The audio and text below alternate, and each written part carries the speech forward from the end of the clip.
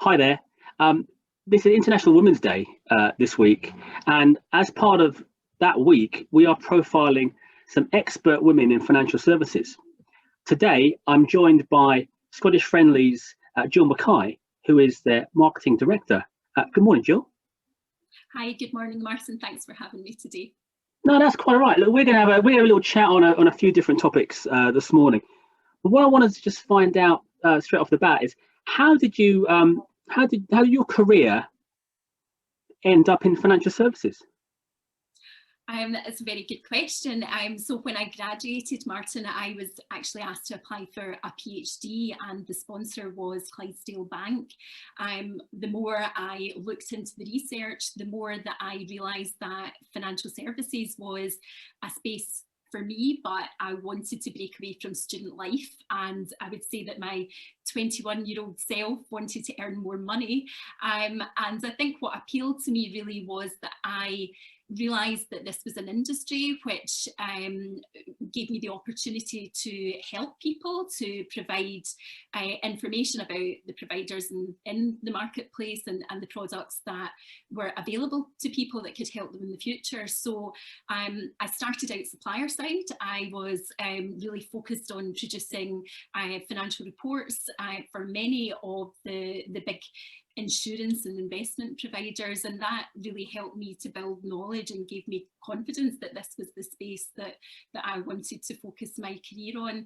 And from there I moved into the world of insurance, and Right.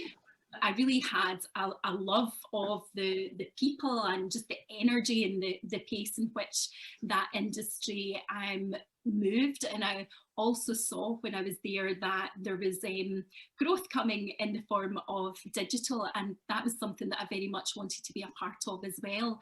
And really that's when my career at Scottish Friendly, where I am now, began. Excuse me. It was a then small but incredibly progressive and mutual, ambitious mutual. And 14 years on, we've now grown in size. I've had the opportunity to progress in my role. And I think really it's the ethos of our business to diversify and grow that's been really exciting to be a part of. I've been involved in marketing the transformation of our product range. I've been at the forefront of digitising our sales and building out our e-business strategy. And I'm now looking at moving us towards the next evolution, which is becoming an app first business. And I think really just, to close, the thing that I really love about working for a mutual in the financial services industry is that we are trying to break down barriers to investing. So we're helping to make sure that people from all walks of life know that investing is affordable and it's accessible to them as well. And I think it's really given me the opportunity, as I said at the beginning, to use my skills to help people. And I think working alongside a team of like-minded and hard-working people that want to help families prepare for their future is just incredibly rewarding. Great. What has been the priorities for Scottish Friendly during the lockdown? I would say first and foremost, our priority has been to look after our people. So COVID, without a doubt, has been one of the biggest challenges in peacetime, not just for leaders everywhere, but really for everyone.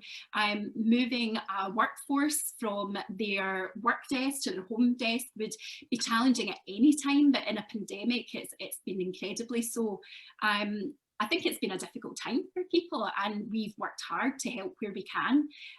Within days, most of our staff were working from home remotely, and within 9 months, our IT team were moving us from a desktop to a virtual interface. So it's really all been about making it easier for staff to continue to work hard and serve our customers well, whether that be from the office or from home.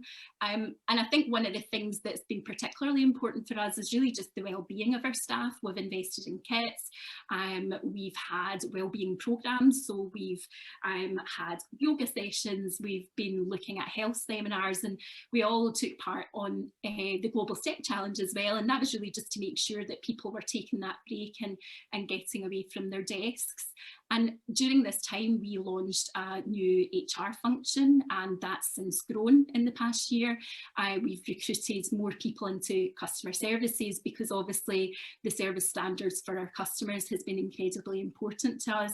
Yeah. But there's been other things as well. We've supported business partners to launch new products, and of course from my perspective in the marketing team, we've been turning our marketing strategy in its head, so there's been less focus on paper and more on digital, and that included relaunching our mobile app, because I think what we've seen, Martin, is that, you know, we're in the rainy day just now, and people are so aware of the need to put money away more than ever before, and you know, really our focus is also been to help our customers to achieve that. Great. No, that's really fantastic to hear. Now you're on the executive committee, and that's fantastic. Are there many other women on the executive board? Yes, there are. So I am proudly joined by 3 other female colleagues on the senior management team, on the exec team. I guess if I were talking to you 4 years ago, it would be a very different story. So yeah. Our former chief exec was the only female in the boardroom, and when she left, there were none, and our current chief executive was very quick to change that, and myself and another colleague joined the executive management team. 4 years on, there's twice as many of us on the exec now, so I guess you could say, Martin, that the odds are moving in our favour, and we have many valued colleagues, so I guess on the management roles in the business, but also future stars in the making that are female. So I'd say that we're pretty close to achieving that even balance. Yeah, you're getting to a good place. That's good to hear. Finally, we know that lockdown has been a massive struggle for parents, you know, with homeschooling, and a lot of that burden has fell on the mums. You know, that's what's happened. And I know from personal experience that can be, or has been an issue. In terms of the Scottish Friendly Children's Book Tour, has done a lot of work this year virtually. How has that helped support parents?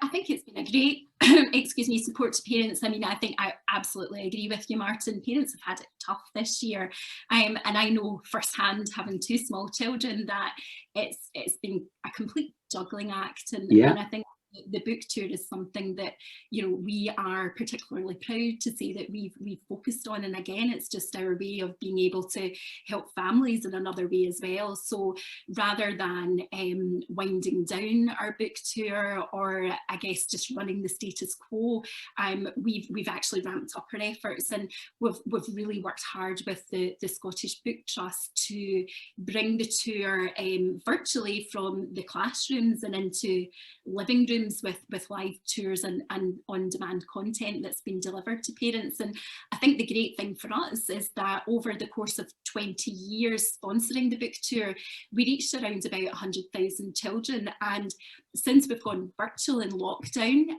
we've had just over the same number of children that have tuned in. So it's over 100,000 families in a short space of time that we've been able to help in some way during this time, and it's something that I'm incredibly proud of, because of course it's not just for the kids, very important that it's there for the kids, but it's for parents too. And I think I just hope that it's given parents maybe something fun and educational to watch with their kids, or, you know, maybe it's just kept them amused whilst they've been looking at the emails that are stacking up in the background to get to, or do you know what, maybe it's just even helped parents across the UK to just take that well-deserved break and sit with their feet up to grab a cuppa while the children are entertained. Yeah, no, I hope so. And it's, you know, judging by social media reaction, it has been fantastic. Jill, it's been lovely talking to you, and look, I wish you the very best of luck for the rest of the year. So thanks very much indeed. Thanks, Martin.